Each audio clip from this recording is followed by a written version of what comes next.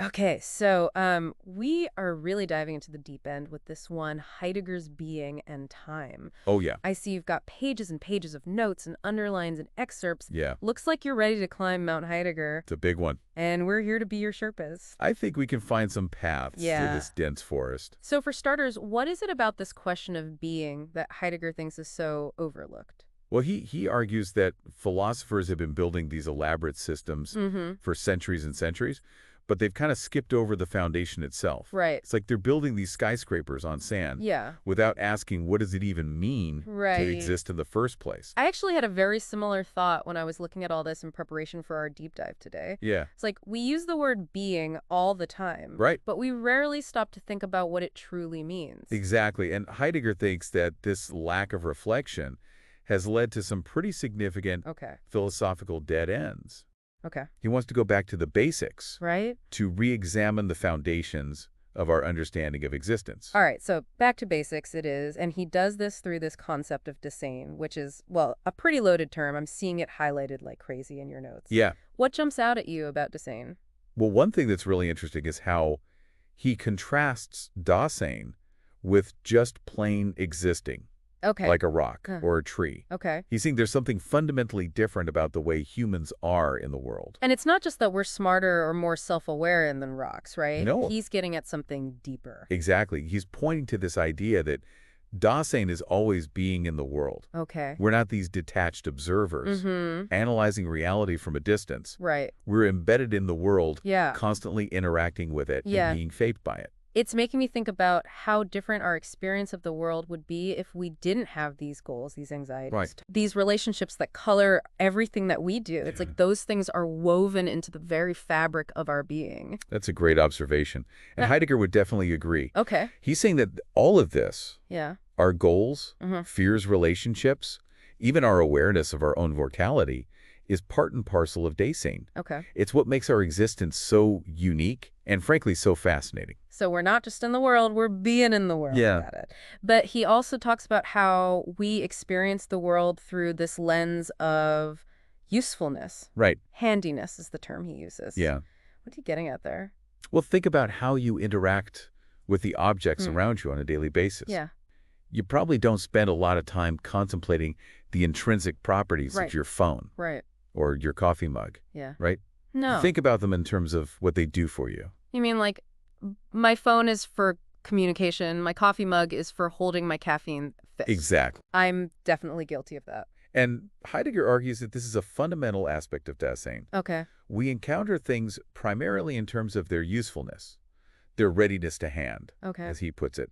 It's like the world is this toolbox, and we're constantly reaching for the right tool for the job. But what happens when the tool breaks or we use the wrong tool for the job? Yeah. Does that change our relationship to the world? That's where it gets really interesting. Okay. Heidegger says that things become conspicuous or obtrusive Okay. when their handiness breaks down. Okay. Like imagine you try to use a hammer Mm-hmm. to screw in a light bulb. Right. Suddenly the hammer's not so handy anymore. Right. And you become very aware of its limitations. Or going back to your example of the phone. Yeah. If your phone suddenly died right now, Right. it would stop being this handy tool for communication and become this frustrating brick in your hand. Exactly. And those moments of disruption could be really revealing. Okay. They force us to step back Mm-hmm. and see things in a new light, Yeah. to question our assumptions Okay. about how things work and how we relate to the world. It's like a glitch in the matrix. Yeah, Revealing the underlying code of our perception. exactly. Okay, so far so good, but something that's underlined a lot in your notes is this idea of the they. And I've got to be honest. Yeah. That phrase gives me the creeps. I know. It's, Can you shed some light on? yeah, it's not as scary as it sounds, I Okay. promise. Okay. The they is Heidegger's term for the collective,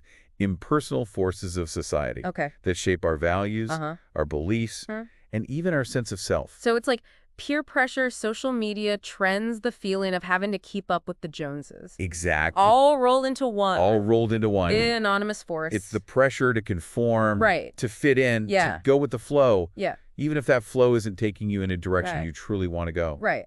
And Heidegger argues that this pressure can lead us into a state of inauthenticity. Yes. So it's like we're living someone else's life, Right. following a script that's been handed to us by The they. I've definitely felt that pressure before, especially in those awkward teenage years Sure. where everyone's trying to figure out who they are. It's absolutely. Right, and those early experiences can really shape our relationship with Yeah. the they as Yeah. we get older. For sure. The key is to recognize when we're letting those external forces dictate our choices and our values, Yes. and to start making decisions that are truly in line with our own authentic selves. I agree. Easier said than done, right? Oh, yeah. Much easier said than done. But I'm starting to see how this concept of inauthenticity connects to some of the other things that we've been talking about. Okay. Like if we're constantly focused on the handiness of things, Yeah. the usefulness of objects, Yeah. and even people, Mm-hmm. are we missing out on something deeper? Yeah. Is that a form of inauthenticity too? Yeah. That's a really insightful connection.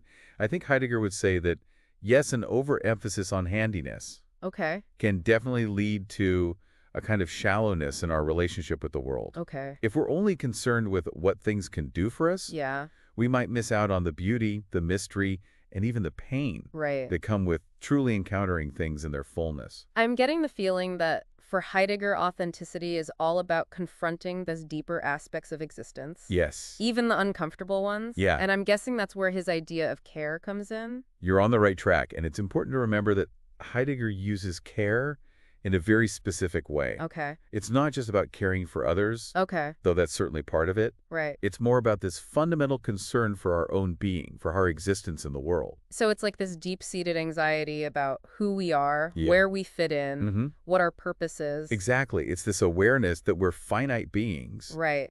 that we're thrown into this world without choosing to be here, Yeah. and that we have to make choices about how we want to live our lives. Yeah. In the face of that finitude, Right. Heidegger calls this feeling of being thrown into existence thrownness, by the way. Thrownness. Thrownness. Okay, that one definitely resonates. Yeah. I can think of plenty of times in my life where I felt like I was suddenly thrust into a situation I wasn't prepared for. Yeah. New job, unexpected challenges, that kind of thing. Absolutely. It's like you're forced to adapt and figure things out on the fly. That's a great example of how thrownness can manifest in everyday life. Yeah. And it's not always a negative experience. Right. It can also be a source of creativity, resilience, and even joy. Okay, so we're thrown into this world. Right. We're imbued with this care about our being, Yeah. and we're constantly navigating the pressures of the stay. That's right. I'm sensing a theme here. Yeah. It sounds like Heidegger is saying that existence is inherently messy and complicated. You're absolutely right. And he's not afraid to dive into the messiness. Yeah. In fact, he thinks that's where the real juice of life is, Okay. in those moments of uncertainty, anxiety, and even despair. Wow. He sees those moments as opportunities for growth, for self-discovery, and ultimately for authentic living. All right, I'm starting to see the contours of this Heideggerian landscape, but I'm also sensing that we're about to enter some even more challenging terrain. Okay? And I'm guessing this is where his infamous concept of being towards death comes in. You're right. We can't talk about Heidegger without talking about death, but it's not about being morbid Okay. or gloomy. It's about recognizing that our mortality is an essential part Right. of what it means to be human, to be sane. Okay, deep breaths, everyone. We're about to stare into the existential abyss, but I'm feeling oddly optimistic about it. All right? Good. All right. I like it. Let's do it. Let's do it. All right, let's talk about death. Yes. Or rather, being towards death, All right. as Heidegger puts it. Yeah, It sounds kind of intense. it is. But you've got a whole section of your notes dedicated to this. I do. So clearly it's got you thinking. Yeah. What are your initial reactions to this concept? Well, it's definitely one of Heidegger's most provocative ideas, Yeah. but I think it's often misunderstood. Okay. He's not saying that we should be obsessed with death Okay. or live in fear of it. Right. He's actually suggesting that confronting our mortality can be a source of freedom Okay. and authenticity. Okay, I'm listening. How does facing our own demise lead to freedom? Yeah, That seems kind of counterintuitive. it does. It does. But Yeah. think about it this way. Death is the ultimate deadline. Okay. It's the one certainty we have in a world Right. full of uncertainty. Yeah. And knowing that our time is limited Mm-hmm. can help us prioritize focus on what truly matters Okay. and break free from those anxieties Right. that keep us from living fully. So it's like a wake-up call. Yes. A reminder that we're not here forever, so we might as well make the most of the time we have. Yeah, I can see how that could be liberating in a way. exactly. Yeah. And Heidegger argues that authentic existence involves embracing this awareness of death, Okay. not shrinking away from it. Right. It's about recognizing that death is not some distant event, Mm-hmm. but a constant possibility that shapes our being in the present. I'm starting to see how this connects to the idea of care that we were talking about earlier. Right.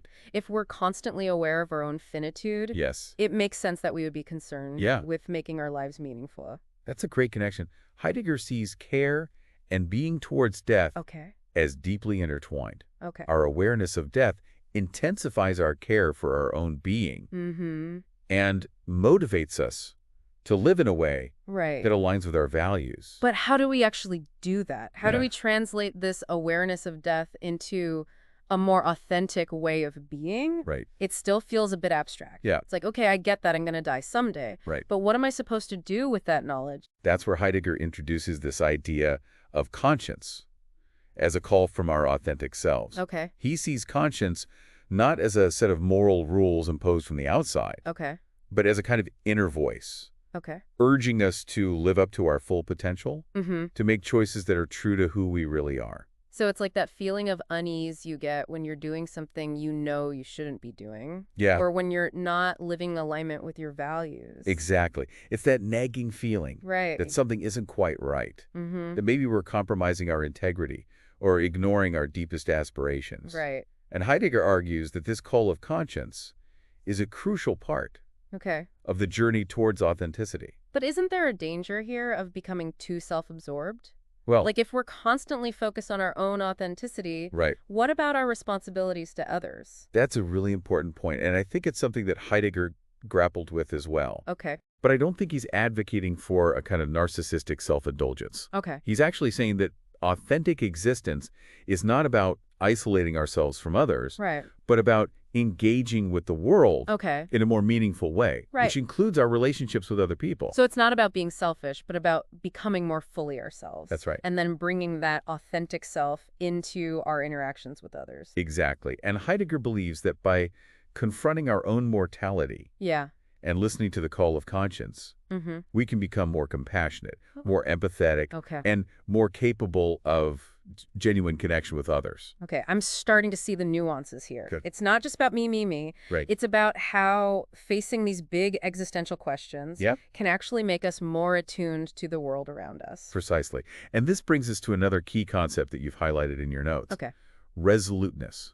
Resoluteness. Heidegger argues that living authentically Okay. requires a kind of courage, Okay. a willingness to face our anxieties, Mm-hmm. and make choices that are true to ourselves, even if they go against the grain. So it's about taking ownership of our lives, not just drifting along with the current, Yes. but choosing our own direction, even if it's into rough waters. Exactly. It's about saying yes to the challenge of authentic existence, Okay.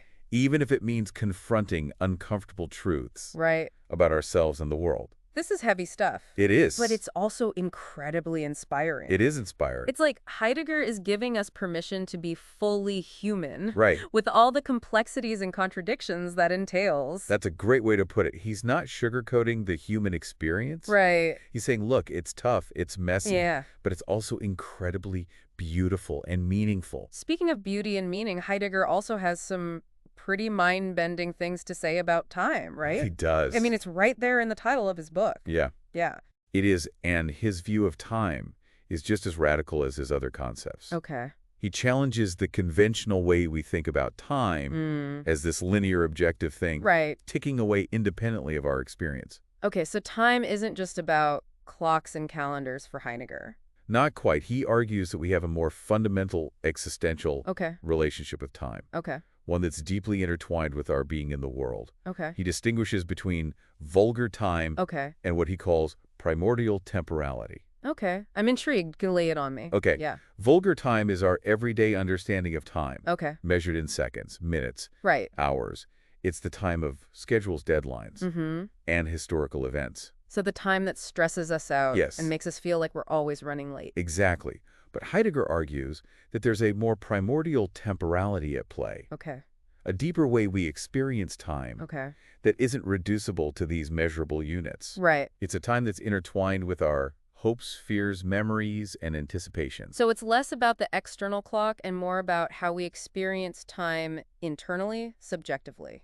Yes, and he suggests that in this primordial temporality, Yeah. past, present, and future are not separate compartments, Okay. but are intertwined and interconnected. So it's not just a straight line from past to present to future. Not according to Heidegger. Okay. He sees time as more fluid and dynamic, Okay. a kind of horizon against which our being unfolds. Mm-hmm. It's like time is the canvas, and our existence is the painting Right. that's constantly being created and recreated on that canvas. Wow, that's a beautiful image. It's making me think about how our past experiences shape who we are in the present, Yeah, but they don't determine our future. that's right. We have the power to choose how we respond to our past Yes, and how we create our future. that's a great insight, and it connects to Heidegger's concept of authentic historicality. Okay. He argues that we can't escape our past, Right. but we don't have to be defined by it. Okay. We can choose how we integrate our history into our present Right. and how we project ourselves into the future. So it's about taking ownership of our narrative, Exactly. of how we weave the threads of our past, present, and future into a meaningful tapestry. Exactly. And this is where Heidegger's insights into time Okay. become really powerful. Yeah. He's suggesting that by understanding the interconnectedness of past, present, and future, Mm-hmm. we can break free from the tyranny of linear time Okay. and live more authentically in the present moment. It's like we're stepping off the treadmill of vulgar time. I like that. Yeah. Stepping off the back. And into a more expansive, Yeah. more creative relationship with time itself. That's a great way to think about it. And this shift in perspective Yeah. can have a profound impact on how we live our lives. Okay, I'm sold. I'm ready to ditch the treadmill and embrace Heideggerian time. Good, But how do we actually do that? right? How do we cultivate this more holistic view of time in our everyday lives? Yeah. I can't just tell my boss, sorry, I can't meet that deadline. I'm operating on primordial temporality now. Right. It's not always easy to translate these philosophical concepts into practical action. Right. But Heidegger does offer some clues, Okay. some practices Okay. that can help us become more attuned Mhm. to the temporal dimension of our existence. Okay, give me some Heideggerian time hacking tips. How do I escape the clutches of vulgar time and tap into this primordial flow? Well, first, remember that idea of resoluteness we talked about earlier. Right, that's about taking ownership of our lives and not letting the they dictate our every move. Exactly. And Heidegger argues that resoluteness is also a temporal act. Okay, It's about choosing to be present to the moment, okay. to embrace the possibilities Mm-hmm. that are open to us right now, Right. rather than letting ourselves be dictated by the past or anxieties about the future. So it's like saying yes to the present moment, even with all its uncertainty and challenges. It's about being here now, Right. fully engaged with what's happening, Mhm. rather than mentally checking out or obsessing over what's to come. It's about recognizing that the present moment is the only moment we truly have control over. Okay. And that by focusing our attention on the now, Right, we can break free from the grip of vulgar time right. and tap into a more authentic experience of time. Okay, that's starting to make sense. Good. Are there any other practices that can help with this time-shifting magic? Yes, Heidegger also talks about the importance of authentic historicality. Wait, didn't we already cover that? I thought that was about not letting our past define us. We did touch on it, Right. but there's another layer to it Okay. that's directly relevant to our conversation about time. Okay. Authentic historicality isn't just about recognizing the influence of the past. Right. It's also about understanding that the past is not fixed and immutable. Okay. It's constantly being reinterpreted Okay. and reshaped by the present. So it's like our understanding of our own history is always evolving. Yeah. The stories we tell ourselves about who we are and where we come from Yeah. are constantly being rewritten. Exactly. And this process of rewriting our history Right. is a temporal act. Okay. It's about recognizing that the past is not something Right. that's over and done with, Yeah. but something that's constantly in dialogue with the present. Okay, that's fascinating. It's like we're always in the process of becoming, Yeah. of weaving together the threads of our past, present, and future into a constantly evolving narrative. Precisely. And this process of becoming is intimately connected to our Our- experience of time. Okay. By embracing the fluidity and interconnectedness of time, Yeah, we can liberate ourselves from a fixed and deterministic view of who we are right. and open ourselves up to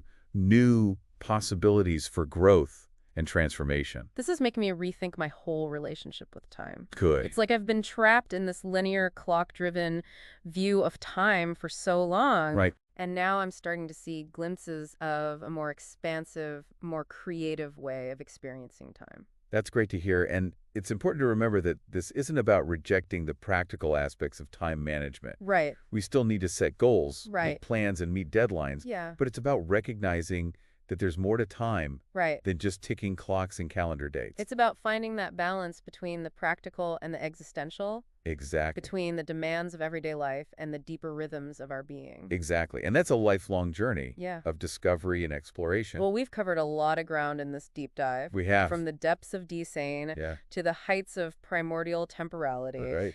And while Heidegger's ideas can be challenging, Right. they're also incredibly rewarding. I agree. They offer a path towards a more authentic, meaningful, and fulfilling life. For sure. It's a journey worth taking. Yeah. Even if it means confronting some uncomfortable truths about ourselves and the world we live in. Right. But we're not quite done yet. Okay. There's still one intriguing question Right. that Heidegger leaves us with, Okay. a question that points towards the ultimate mystery of time and being. Okay. And we'll explore that question in our final segment. Okay, we've been through the philosophical boot camp scaled, Mount Heidegger stared into the abyss of being towards death. I'm tired. And It's a long journey. it's a long journey, but now it feels like we're about to reach the summit, and I can't wait to see the view. Me too. What's this final question that Heidegger leaves us with? Well, he asks, does time itself reveal itself as the horizon of being? A real head scratcher, right? It's a big one, yeah. It definitely sounds like we're about to enter a whole new level of existential pondering. Yeah. Break it down for me. Okay. What's the significance of this question? Well, remember how Heidegger sees time as not just this external measurement, Right. but the very horizon Mm-hmm.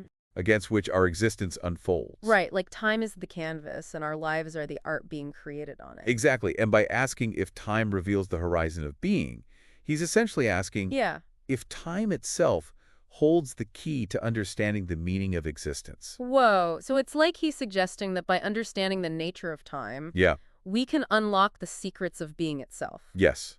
That's it. That's a pretty bold claim. It is. Does he actually give us any hints about how to answer this question, or is he just leaving us hanging? Well, he leaves it open for us Yeah. to grapple with. Yeah. But I think his whole project in Being and Time is, in a way, an attempt to approach this question. Okay. By exploring Dessine being in the world, being towards death, he's laying the groundwork for a deeper understanding of both time and being. So it's like all of these concepts that we've been unpacking are a piece of a puzzle, Right. and the ultimate goal is to figure out how they fit together to reveal this bigger picture of time and being.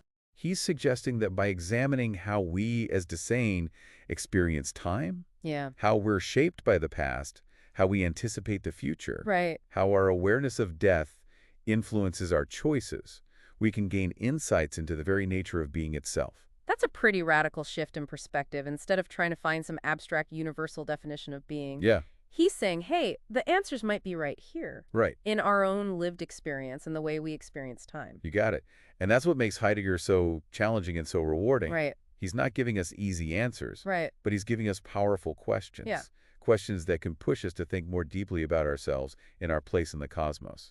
I have to admit, I started this deep dive feeling a little intimidated by Heidegger, I understand. but now I'm kind of hooked. Yeah, It's like he's opened up this whole new way of seeing the world, a way of appreciating the mystery and complexity of existence. that's exactly what he hoped to do. Yeah. Heidegger wanted to shake us out of our complacency, to make us question our assumptions, Mm-hmm. and to awaken us to the wonder of being. Well, I think he succeeded, at least in my case. Good, I'm glad. I feel like I've gone through like a major philosophical upgrade. And that's the beauty of philosophy. It's Yeah. not about finding all the answers, Right, but about cultivating a less of wisdom, right. a curiosity that never ends. Well said.